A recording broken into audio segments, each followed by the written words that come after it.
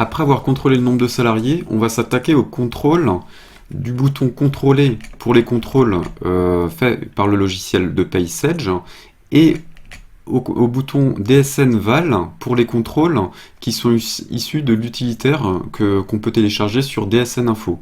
Donc l'intérêt des deux utilitaires, le premier c'est qu'il va être plus ergonomique, on retrouvera les erreurs plus facilement.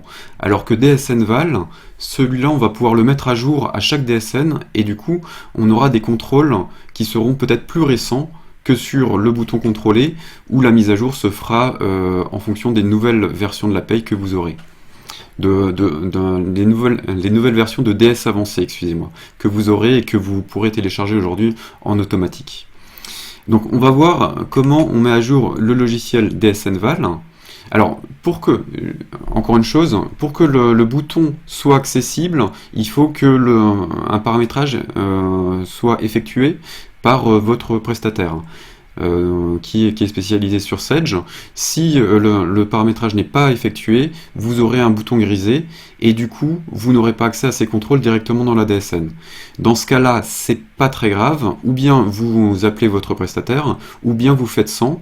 Vous contrôlez tout avec le bouton contrôler de Sage, et derrière, on n'a pas grand chose comme contrôle qui ne sont pas similaires à ceux de Sage au niveau de DSVal en général. Donc ce que vous faites, c'est que vous envoyez votre DSN soit en test, soit même en réel, sur le site de NetEntreprise, sans avoir fait ces contrôles, et de toute façon, sur le site de NetEntreprise, ces contrôles vont être refaits directement. Donc si la DSN revient refusée ou avec des erreurs, vous pourrez voir sur le site ou sur SageDirect si vous l'avez envoyé via SageDirect les erreurs pour les corriger et pour renvoyer votre DSN. Donc voilà pour l'explication sur ces deux modules. On passe tout de suite à la mise à jour de DSN Val. Je vais sur le bureau. Alors moi j'ai directement le raccourci sur le bureau. Le raccourci ça ressemble à un rond violet avec des traits blancs. Vous pouvez aussi normalement le retrouver dans tous les programmes si vous n'avez pas de raccourci.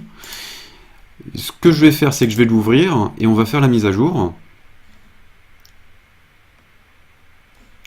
Pour faire la mise à jour, c'est tout simple. Vous cliquez sur le bouton ici, mise à jour.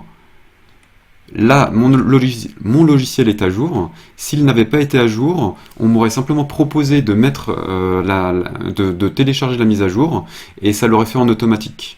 Donc ça vous aurait téléchargé le logiciel, ça aurait fermé cette page avec l'ancienne version et ça vous aurait ouvert une nouvelle page avec la nouvelle version ici.